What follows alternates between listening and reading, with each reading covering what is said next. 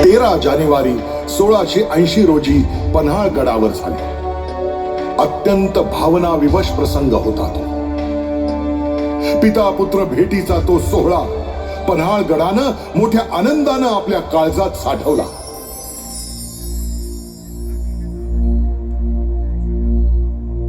आबासाहेब, आम्ही चुकलो होतो, पण आता आम्ही आमची चूक सुधारली आहे. शंभूराजे, गेली 35 वर्ष अखंडपणे हा देह मी आपल्या हिंदवी स्वराज्यासाठी झिजवत आलो आहे.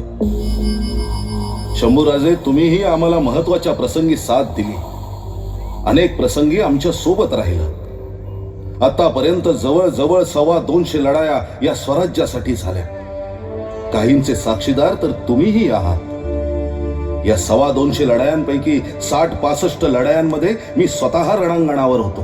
होय आबासाहेब, तुमचा गनिमी कावा शत्रूंना 4ही मुंड्या चीत करतो.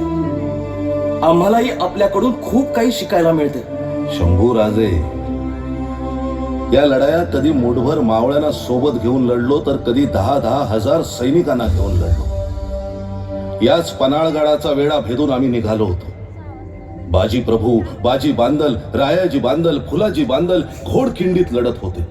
आम्ही विशाळगडाकडे जाताना सुर्वे आणि दळवी यांच्या फौजा मला घेरण्यासाठी तयार होत्या. स्वकीयच होते सगळे. मी माझ्या 300 मावळ्यांसह तिथे त्यांच्याशी भिडलो.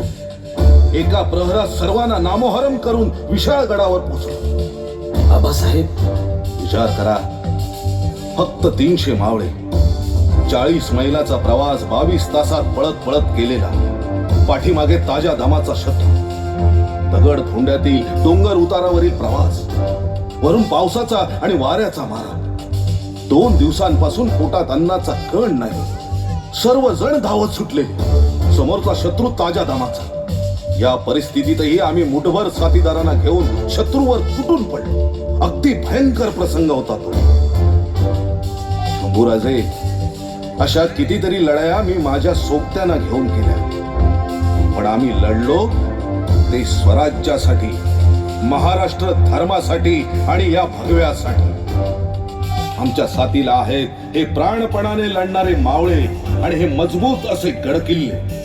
आबासाहेब, शंभूराजे, तुमच्याही लक्षात आलं असेलच, स्वराज्य निर्मितीच्या या प्रवासात मावळ्यांसोबतच इथल्या गडकिल्ल्यांनी आपल्याला किती मोलाची साथ दिली.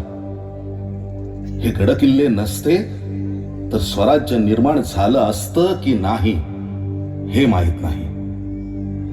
हे गडकिल्ले आपल्यासाठी मंदिर आहे. होय आबासाहेब, हे गडकिल्ले आपले भक्कम पोलादी शिलेदार आहेत. आपण आम्हाला आशीर्वाद द्या.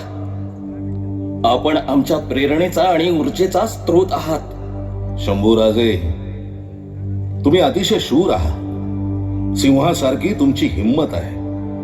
आपण संस्कृत जाणता, साहित्यिक आहात, बुद्धिवान आणि नीतिवान आहात. एका राजपुत्राला आवश्यक असणारे सारे गुण तुमच्यात आहेत. आता आपल्याला या स्वराज्याचा विस्तार करायचा आहे आणि हा भगवा 10 दिशांनी पुढे न्यायचा आहे. आबासाहेब, मी माझ्या देहात रक्ताचा शेवटचा थेंब आहे तोपर्यंत या स्वराज्यासाठी लढेन आणि विस्तार करेन. या सिंहाचा छावा आता लढेल आणि जगेल तो फक्त आणि फक्त स्वराज्यासाठी.